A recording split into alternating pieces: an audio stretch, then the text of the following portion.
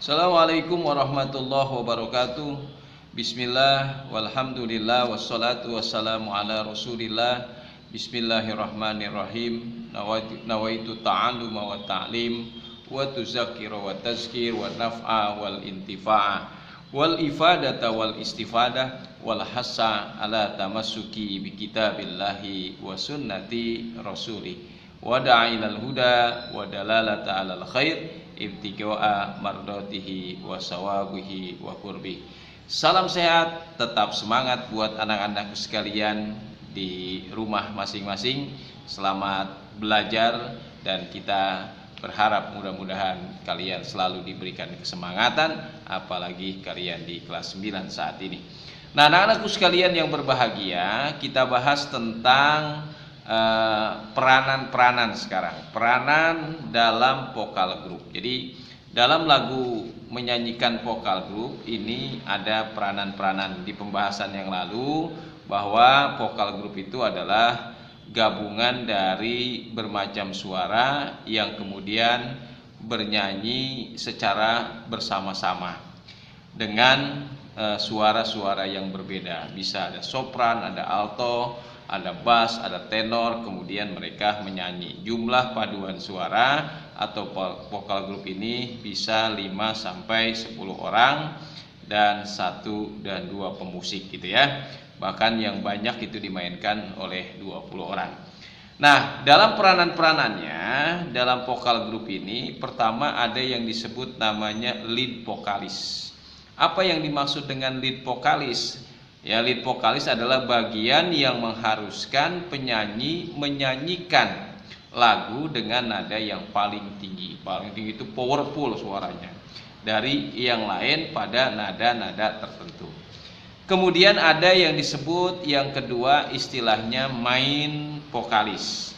Adalah bagian vokal dengan nada suara yang sedang. Artinya tidak terlalu tinggi, tidak terlalu rendah. Itu disebut main vokalis yang menyanyikannya. Ya, dia mendapatkan jatah menyanyikan lagu paling banyak. Kalau main vokalis ini jatah nyanyinya lebih banyak ya. Kemudian ada subvokalis. Subvokalis itu adalah bagian vokal yang setingkat lebih rendah dari main vokalis. Jadi ada suara tinggi, kelompok suara sedang, ada suara yang agak rendah disebut namanya subvokalis. Nah, subvokalis ini terkadang juga menjadi subrapper, subrapper ya, subrapper. Dan yang keempat ada yang disebut dengan vokalis. Vokalis ini adalah bagian vokal yang hampir sama dengan subvokal, hanya saja biasanya ya vokalis ini menjadi backsound. Backsound ketika lead vokal bernyanyi, dia menjadi backsound, suara dua biasanya ya.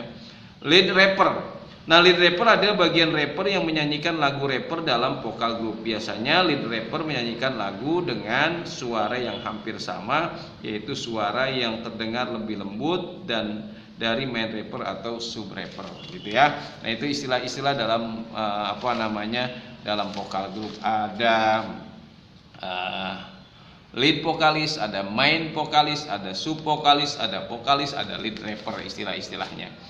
Nah, hal-hal yang perlu diperhatikan oleh orang yang akan menyanyikan dalam bentuk vokal grup, pertama stamina vokal. Dalam menyanyi vokal grup, stamina vokal sangat diperlukan, karena penyanyi harus bisa menyanyikan suatu lagu secara utuh. Oleh karena itu perlu dikembangkan stamina vokal agar dalam menyanyi napas itu tidak terdengar dengan terengah-engah. Pitch control ya, yang menyebabkan kalau terengah-engah itu suara jadi berantakan. Nah, stamina vokal dapat dilatih dengan latihan tangga nada dengan range oktav tertentu ya.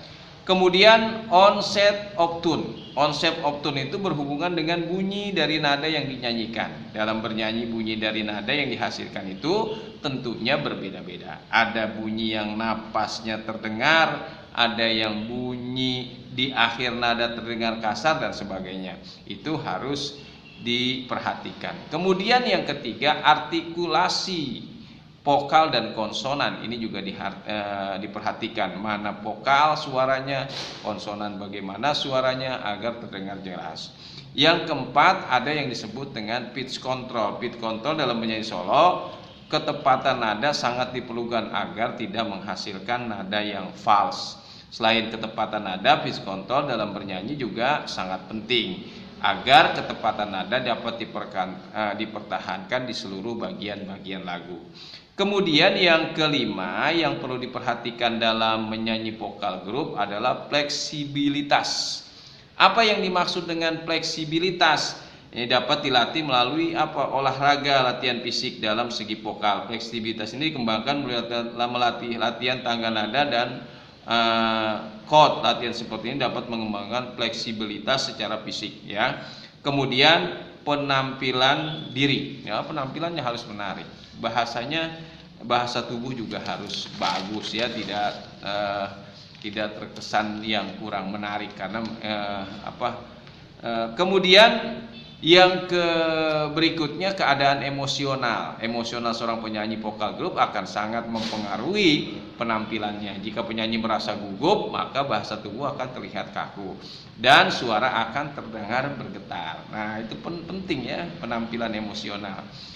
Kalau misalnya dia gugup, kemudian suaranya bergetar, maka suaranya akan cenderung fals. Maka itu emosional ini sangat penting. Kemudian berikutnya yang perlu diperhatikan adalah kemampuan berkomunikasi. Bernyanyi sebenarnya menyampaikan pesan kepada pendengar, olah vokal. Karena itu diperlukan interaksi antara penyanyi kepada penonton. Dalam menyanyi vokal grup, interaksi dengan penonton sangat mendukung, ya, penyampaian pesan dari lagu. Interaksi dimaksud biasanya secara langsung berinteraksi atau berkomunikasi melalui lagu yang dinyanyikan itu. Kemudian yang berikutnya ada interpretasi makna lagu. Penyanyi harus bisa mengerti, memahami, menghayati makna lagu yang akan dinyanyikan secara keseluruhan. Tentunya agar dapat menghayati lagu sampai kepada tahap penjiwaan. Jadi nyanyinya harus dihayati, menjiwai lagu, menghayati lagu ini penting, ya. Untuk bisa bernyanyi dengan istilah crescendo dan tempo yang tepat sesuai dengan suasana lagu, penyanyi harus bisa menginterpretasi, ya, artinya menginterpretasi, memaknai lagu itu, ya. Contohnya jika suasana lagu sedih, pembawaan kita bernyanyi dengan sedih, maka tempo cenderung biasanya dibuat slow dan penyanyi perlu dibuat lebih halus lagi. Nah, itu beberapa hal yang perlu diperhatikan.